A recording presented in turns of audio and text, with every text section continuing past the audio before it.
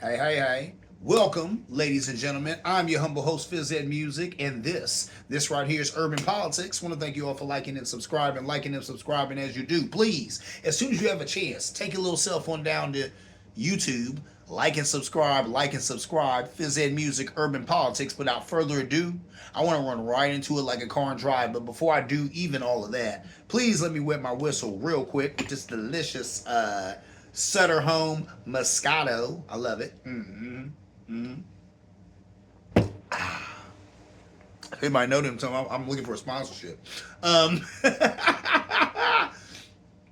I'm going to open up talking about what everybody's been talking about. If you've been on TikTok and all that other stuff, people can't stop talking about the Super Bowl. And people can't stop talking about the halftime show. Why? Because it was amazing. It was amazing. They not like us. If you ain't check it out, you best go check it out. Get on YouTube. That's how I checked it out. When it was going on in real time, people was talking about the game or whatever, but I was doing whatever. You know what I'm saying? So I didn't have time to check it out or whatever. But I knew I was going to get on YouTube and check it out later on. And I checked it out. And I got to see all the people's critiques of it and all that. So it was amazing. What? The Chiefs lost to the Eagles. Oh, well, I don't even follow sports. Y'all know that. You watch the show, you know that I don't give a about football, right? But I do know that. Kendrick Lamar, best performance ever. Samuel L. Jackson as your Uncle Sam. That was interesting because his name is Sam, and he was playing Uncle Sam like America's Uncle Sam. Chef's kiss on that, man. I mean, my goodness, there was just so many Easter eggs and different little secrets and stuff to find. And I enjoy just like I said, going on, watching TikTok and all these other places, people just breaking down every little nuance and every little thing that he did. And there was so much symbolism from the pants that he wore, from the fact that he had Samuel L. Jackson as the narrator, from today I was seeing something about the car that he rode in on. That was significant. That led back to somehow how the maker of Ferrari, that was the only car to beat Ferrari. The maker of Ferrari kind of goes by Il Drake and mind blown, ladies and gentlemen. Anyway, it was amazing. Serena Williams, crip walking. What? That was amazing. Wow, I guess amazing. I know amazing because she used to date Drake, so that was kind of a dig to Drake. But then to come to find out that I thought that crip walking just had to do with the gang, the Crips. Okay, there's that. But then that's actually a form of crippled people dancing that was popularized by a black man. What? That blew me away. First of all, I would have never in my life. You learn history about things that you never even thought there was a history behind. I mean, really, Crips? Yes. So you know what I'm saying? There's a brother, and when you see the video, the brother comes out with a cane, and he just gets rid of the cane. He had no arm and no leg, and was getting it. You hear me? Getting it on this one leg, and he was like, he was crip walking. That's what it, you know what I mean? They said he originated it. Who would have known, ladies and gentlemen? Who would have known? So there was that. The performance was amazing. People talked about too how the NFL paid for a protest.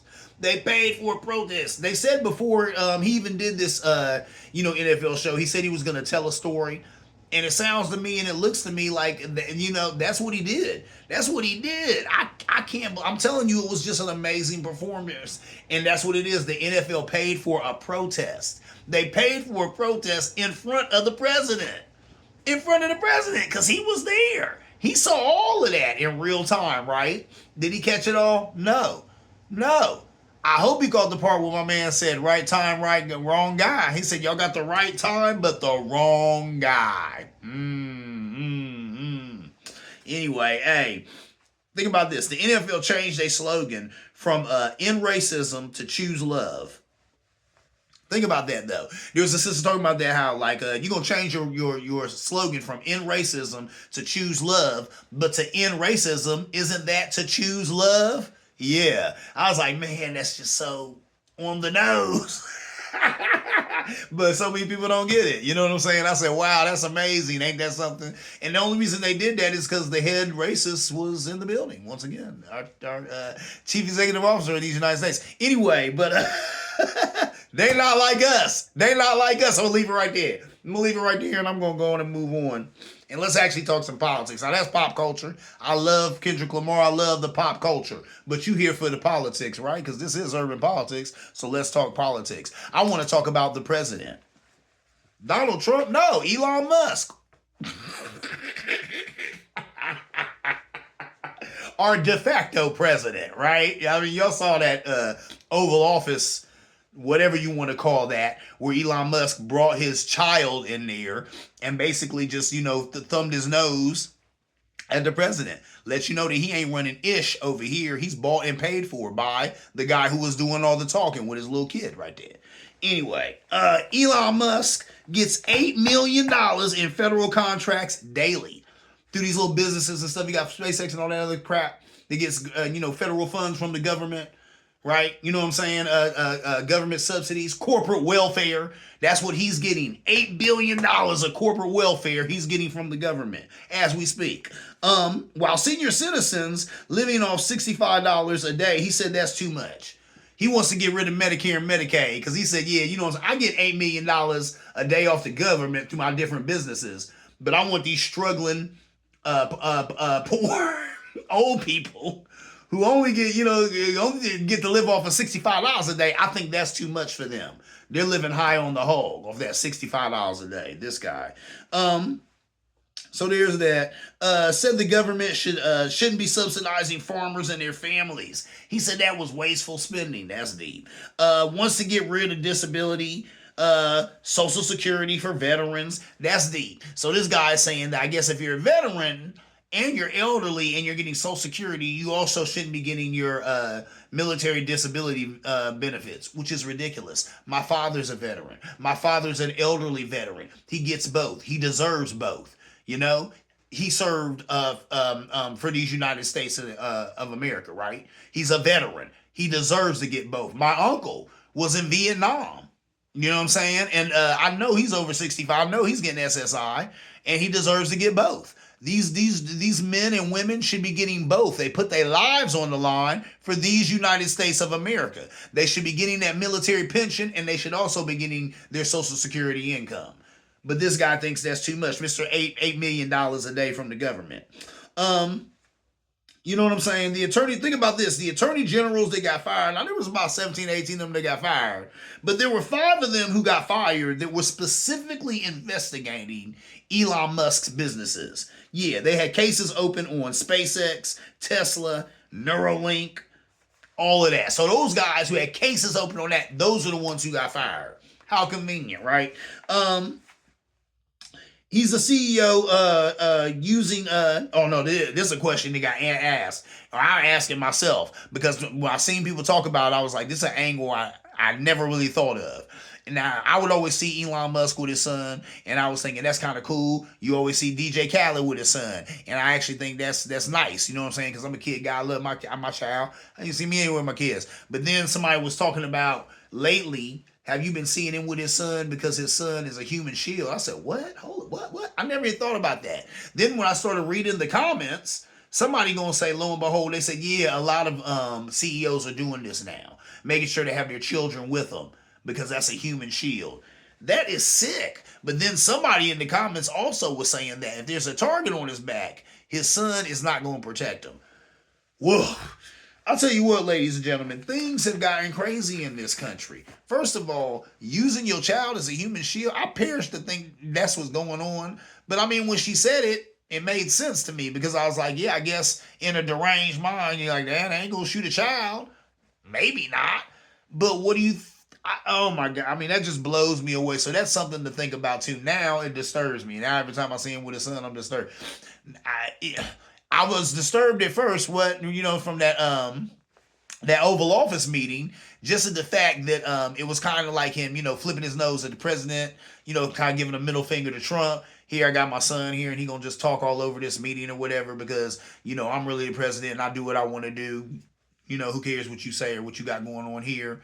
So there was that, but then it's also, like I said, it's definitely concerning to me that, he do be having his son with him all the time, always holding him, always got around his shoulders and stuff, which I thought was cute, which I thought was adorable. Now I'm like, are you doing that to protect yourself? And if so, that is detestable and, pretty disgusting. So I hope that's not what's going on. But you know what? With these guys, I think it's all about the money. You know what I'm saying? So I mean, even if it comes at the cost of one of their offspring, it's all about the money at the end of the day. Moving on, I want to talk about the Constitution, right? Because we're in a constitutional crisis right now, ladies and gentlemen. The Constitution. Now, Senator Edward Murphy, he's a Democrat from Massachusetts. He did a great job. I think he was on MSNBC and he was kind of breaking all this down. And he was saying that, you know, what's going on right now, kind of walking us through it. So he was talking about the Constitution, right? So the Constitution, federal courts determine what is constitutional. Not presidents, not the Congress. You know what I'm saying? Federal courts. And so some of this stuff that, you know, Trump has tried to invade or impose upon, right? Birthright citizenship, freezing federal funds, NIH funding, which is stuff that goes to funding for like research and different things like that, violating privacy rights, getting people's info from the Department of Treasury. You know, this is some of the stuff that Elon Musk and his muskrats been running around there doing, right? Some of this stuff. A lot of it, what has been stopped, right? By a federal court judge. For now, it's been stopped because we are a country of laws. So, of course, when you do things that are unconstitutional, you get stopped by the law. And a judge says, that's unconstitutional. And then your lawyers will go into court and they'll, you know what I'm saying, fight that, right? So that's what's going on. So that's why I say it stopped for now. Okay. We know what's going on. They're coming for the Medicare. They're coming for Medicaid. They're coming for the Department of Education. They're coming for your clean air. They're coming for your clean water. And why are they doing all that, ladies and gentlemen? They're looking for those blessed tax breaks. Tax breaks for their rich friends. That's what they're doing. We know the game, right? So they want to get rid of the Constitution because it gets rid of the checks and balances. You know? Why do I need this pesky Constitution in the way when I'm trying to bleed this country dry and lace my pockets with cash? The last thing I need is this lame Constitution that was written 100 years ago protecting citizens' rights. I got all the money. I should have all the power. I'm going to do what I want to do. I'm in the mind of Elon Musk right now as I'm talking. But that's where these guys are at. And that's what's going on right now, ladies and gentlemen. You know, they're getting rid of all the safeguards so they can take this country for a 4-year ride. It might be longer than that. You know what I'm saying? I said that last time. And last time Trump did leave. And he left peaceably. He didn't leave the right way. Or like an adult or anything. Excuse me. But he did leave. I didn't think he was going to leave. This time, though, things might be different, you know? Things might be different. This is the second time up. Definitely more of a dictator vibe off rip. He said that, though. He said that. I'm going to be a dictator on day one. Just day one. He's been a dictator on day the whole time he's been, and we ain't even, I don't know if we're a month in yet. 2 months in? Oh, Jesus Christ. Anyway. We got a long way to go, right? But he doing his thing. He's feeling himself. Doing a lot of distraction. You know, I have conversations with people all the time about politics, or people will bring it up to me for whatever reason. You know what I'm saying? And the first thing that comes out their mouth is how a lady said to me not too long ago, she's like, yeah, I like the fact that he said now we're referring to people as, you know, one gender. You're either, you know, male or you're female. We're no more of this other stuff. People aren't going to be able to identify as multiple genders or whatever. Okay. That's okay. So you're interested. That's a bigger deal to you than him getting rid, you know what I'm saying, than him letting Elon Musk and his muskrats get, you know what I'm saying, Americans' information from the Department of the Treasury. That's more important than that. You know what I'm saying? Stuff like that. People talking about, oh yeah, well he signed that bill to where, you know what I'm saying, anyone who wasn't born a biological woman can't compete in women's sports. Okay, I hear that. I hear that. So is that more important than, you know what I'm saying, these immigration agents running up in what they're calling safe places to go take out kids, women and children, and drag them off to a place that they've never even lived in? I mean, they do speak the language because they are Spanish, but they're not from Mexico. They haven't never lived in Mexico, but he's going to kick them right back to Mexico. Whatever. See what I'm saying? That's more important to you than that. People don't focus on the right stuff. And that's what this administration is brilliant at doing. They're brilliant at look over here. Don't worry about what's going on over here. We are fleecing you over here. We're robbing you blind over here. But look at this right here. Look what I just did. Look what I just did. And this is a country of people who like to look at. This is a country of squirrel. That's what America is. America is like that dog. Squirrel. Easy to get our attention. So I'll say, Americans, please keep your eye on the ball. Pay attention. You know what I'm saying? And don't always just pay attention to what this administration says. Pay attention to what they do. You know what I'm saying? Wise words, wise actions. All right. That is my time. I'm being your humble host, Fizz and Music. This right here is Urban Politics. I want to thank you all for liking and subscribing as you do. Please, as soon as you have a chance, go on over to YouTube, like and subscribe. Fizz and Music, Urban Politics. And as always, ladies and gentlemen, see you around like a donut.